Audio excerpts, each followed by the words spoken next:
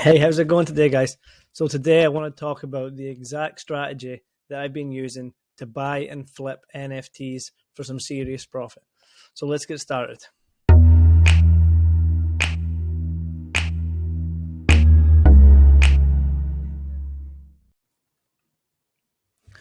So like I said, the NFT part is going on Twitter. So if you're not on Twitter, you have to get on there because that's just the best place to be. Everything's on there. Everybody's on there constantly, always sharing tips, always sharing what they think the next big project is. So people on Twitter will give you so much advice. I mean, if you just stay on there every day, kind of have the notifications on, whenever one of these guys tweets about a project, you probably want to go and check that project out. So the first person I would say to follow is Alex Becker. This guy has made me a ton of profit.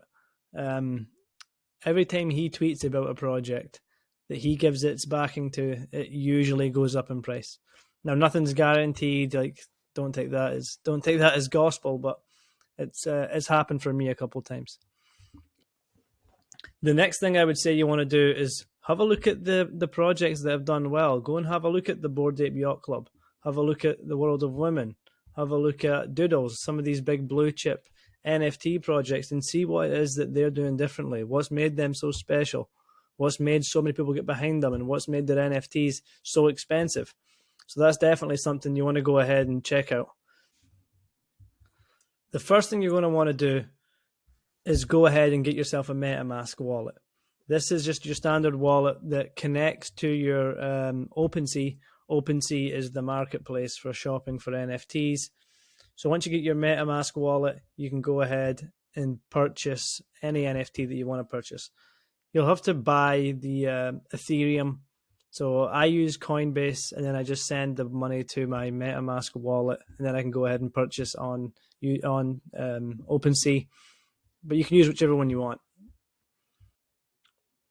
So now we'll talk about the exact process I've used that's made me money every single day. Every single day that I've been flipping, I've made a profit for the past probably 3 or 4 weeks now.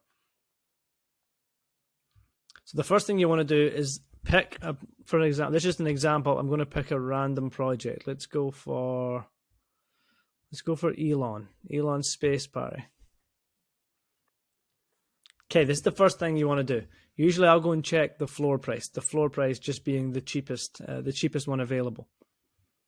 Now what you want to find is a thin floor. But what an example of the thin floor would be, this NFT here is 0.079. Then there's 0.08, 0.08. This is a thick floor. See, there's a lot of them for sale for a very similar price. So you can't use the method here. You can't snipe the floor. Usually what you would want to see is a thin floor. So if this was maybe 0.07, you'd go ahead and buy it, and you could immediately list it for 0.08. It's not going to be a huge profit, but it's something. Let's look at another one. Let's see. So let's look at these ones. Let's look at the Forgotten Runes ponies. So the floor right now, you want to make sure this is sorted from low to high once you've clicked on the floor price. Now this is quite a thin floor. So this is 3.6. The next one's 3.8, 3.8, 3.99.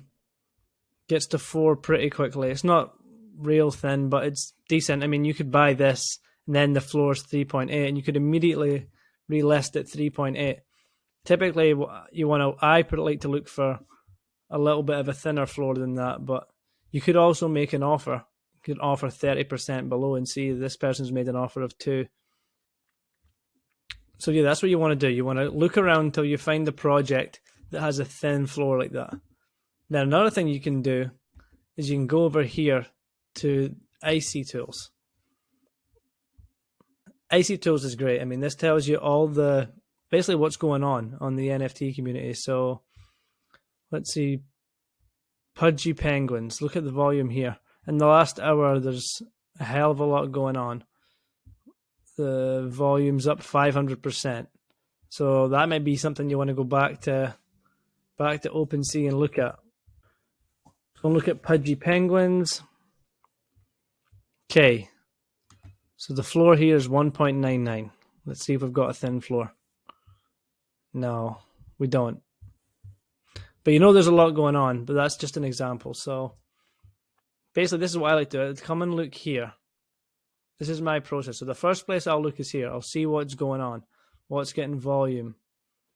I'll go and look at a random thing. I'll look for a thin floor. And then another thing you can do is if the floor's fairly thin, like say this was 1.99, this was 2, and it was getting up to 2.5 or something pretty quickly, you can go over here. So say you click this one. You want to go over to rarity.tools. You can type in Pudgy Penguins.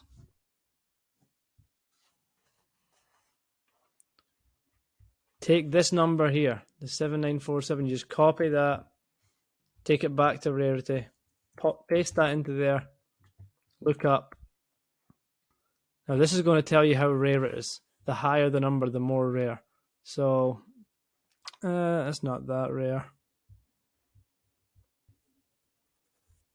So that's the next thing I like to do. I like to go ahead and look at the rarity, see how rare it is, because sometimes you'll get a rare item that's listed for sale near the floor when it probably shouldn't be. People just don't realize how rare it is what they've got. So yeah, that's my the exact process that I've been using now to consistently have profits pretty much every single day for the last few weeks. And it really is that simple. You just go over to IC Tools, see what's going on. You can also get the premium version of this that lets you check 50 minutes. I don't have that, but I've heard it is very useful. You can get ahead of the trends. So yeah, go here, check out what's going on, go over to OpenSea, have a look around, see if there's a thin floor, and then check how rare those items are. If you really want to nerd out and see if there's any really super deals going on. Another thing you can also do is when you're over here and you click on an item, go down to the properties. This will tell you how rare the items are that it has. So look, a tan bucket hat, only 2% have that trait. So that's obviously a rare item, but that's the exact process I use. So just go along, see if they've got a thin floor and snipe that floor. And then once you buy that, oh, look at this. Here's an example of it right now. Oh, somebody's got it. You see that? That was 0.8. Somebody bought it. So yeah, that was an example of a thin floor there. But yeah, go ahead, try, just buy something, because really you just have to get started. Maybe start out on IC Tools. You can sort that by put the floor to the lowest, go and see what's going on, buy something.